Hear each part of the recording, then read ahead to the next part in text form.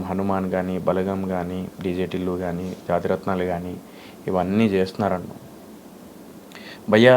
దీని వెనకాల చాలా పబ్లిసిటీ ఉంది, పెద్ద ప్రొడ్యూసర్స్ ఉన్నారు. నువ్వు హిట్ అయిన సినిమాలు చెప్పు. ఈవెన్ హనుమాన్కి చాలా ప్రాబ్లమ్స్ జరిగినాయి కదా బ్రో. ప్రాబ్లమ్స్ జరిగినాయి కాదని కదా, పబ్లిసిటీ అయింది కదా అంటున్నా నేను. పోస్టర్స్ పడ్డాయా, హోర్డింగ్స్ పడ్డాయా హనుమాన్ సినిమాకి? కంటెంట్ బాగుంది, 100% కంటెంట్ బాగుంటే జనాలు ఇప్పటికి కూడా ఎంకరేజ్ చేస్తారు, మోటివేట్ చేస్తారు, డెఫినెట్లీ ముందుకు వస్తారు. అది నేను యాక్సెప్ట్ చేస్తా.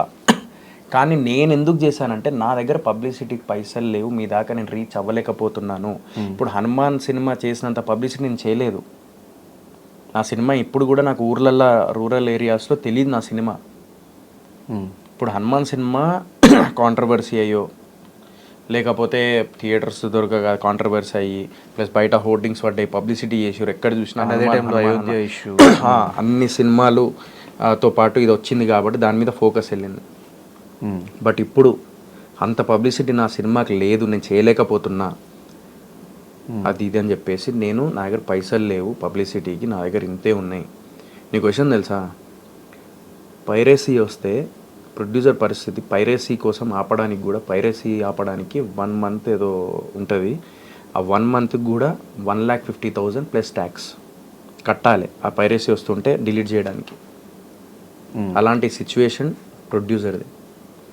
అండ్ సినిమా రిలీజ్ చేయాలంటే క్యూబ్స్ కట్టుకోవాలి అది. కానీ నా క్యూబ్స్ నాకేందంటే క్యూబ్స్ పట్టుకోవడానికి కూడా నాకు లేదు. అంటే ఏలూరు విజయ్ డిస్ట్రిబ్యూటర్, ఏలూరు విజయ్ గారు నా కష్టం చూసి, సినిమా కొంచెం చూసి ఆయనకు నచ్చి, ఆయన ఉషా ఫిలిమ్స్, ఉషా బాలకృష్ణ గారు వాళ్ళు రిలీజ్ చేస్తున్నారు ఆంధ్రాలో. దిల్ రాజు గారు నైజాంలో వెళ్ళి, సిరీస్ గారితో, దిల్ రాజు గారితో వెళ్ళి అడిగా, సార్ నాకు థియేటర్స్ కావాలి సార్, నా దగ్గర డబ్బులు లేవు, ఇది పరిస్థితి నాది అని అంటే, వాళ్ళు పాపం నాకు షేరింగ్లో నాకు థియేటర్స్ మాట్లాడారు. సీడెడ్ కూడా ఒక డిస్ట్రిబ్యూటర్, ఆయన థియేటర్స్ ఆయన చూసుకుంటున్నారు. ఇట్లా ప్రతి ఒక్కరు హెల్ప్ చేస్తున్నారు నాకు. సో నేను ఏదైనా కూడా ఇక్కడ, ఈవెన్ నా దగ్గర పైసలు లేనప్పుడు నీకు తెలియంది ఏమున్నది, పండుగాడు నా కోసం, నువ్వు పండు ఇద్దరు కలిసే ఫైనాన్షియర్ దగ్గరికి వెళ్ళి సోహెల్కి ఇట్లా ఫైనాన్స్ కావాలి అని చెప్పేసి ఆ రోజు వైట్ మ్యాంగోలో కూర్చొని అడిగినప్పుడు, సోహెల్ లాస్ట్ 2 సినిమాలు ఆడలేదు, సో మేము ఫైనాన్స్ ఇయ్యమని చెప్పేసి అన్నారు. అప్పుడు ఎంత పెయిన్ అనుభవించినో నీకు తెలుసు, ఎంత తిరిగినో అప్పుడు తెలుసు. చాలా మందితో మాట్లాడాము. అప్పుడు ఈడు దిగిండు పండుగాడు, నీ అమ్మ వాళ్ళ వీళ్ళని అడుగుడు, ఏం సోహెల్ టెన్షన్ పడకు అని చెప్పేసి వాడు ముందుకు వచ్చి సో అండ్ సో అమౌంట్ ఇచ్చిండు, నువ్వు పరిచయం చేసినావు, వాళ్ళని పరిచయం చేసినావు. అది సో ఇంత నా కష్టం అంతా చూసినావు నువ్వు. ఇంత కష్టపడి చేస్తున్నప్పుడు మంచి సినిమా పండుగాడు చూసిండు, నీకు ఫోన్ చేసిండు. పండుగాడు సినిమా గురించి ఏమన్నాడు, ఫస్ట్ హాఫ్ చాలా బాగుంది సరిపోయింది అన్నాడు. చూసింది ఫస్ట్ హాఫ్ ఒకటే కదా ఆయన, అదే ఫస్ట్ సెకండ్ హాఫ్ కూడా చూసాడు. సెకండ్ హాఫ్ చూసిండు.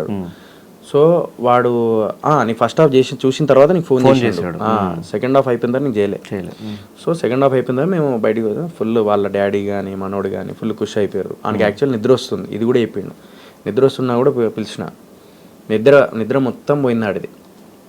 నేను నిద్రపోదామని వచ్చిన, ఈయన థియేటర్లో చాలా పిలుస్తున్నాడు కానీ ఫోర్స్ఫుల్గా వచ్చినా, కానీ సినిమా చూస్తుంటే నాకు మొత్తం నిద్ర అంతా పోయింది అన్నాడు గుట్కట్ బాలరాజు చూస్తున్నప్పుడు.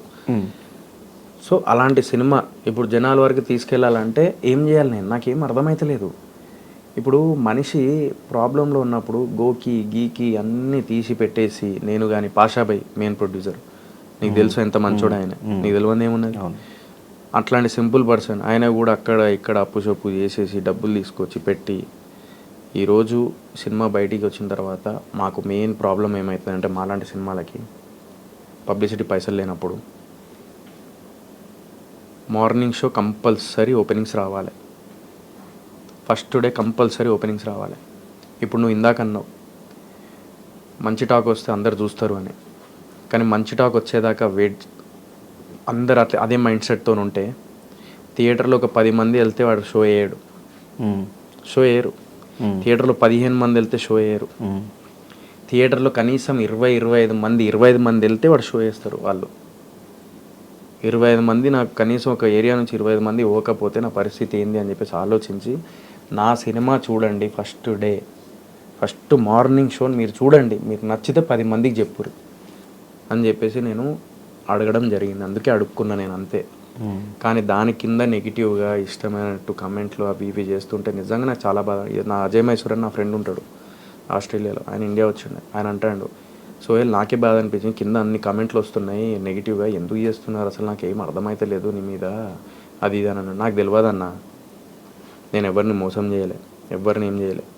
నేను ఇప్పటికీ లైక్ ఎవ్వరికి ఏదున్నా కూడా నీకు తెలియదు ఏమున్నది చేస్తూ వెళ్తూ ఉంటా ఏదో ఉన్న దాంట్లో. సో ఇలాంటి టైంలో ఎందుకు నన్ను ఇంతలా ఇది చేస్తున్నారని అది కూడా బాధపడుతూ ఉంటా లోపల. కానీ ఆ బాధపడినప్పుడే నేను లైవ్కి వెళ్తా, ఇన్స్టా లైవ్, లైక్ అందరితో షేర్ చేసుకుంటా. సో మనిషి బతికున్నప్పుడే వాడి వాల్యూ తెలుసుకోవడం అనేది చాలా ఇంపార్టెంట్ లైఫ్లో.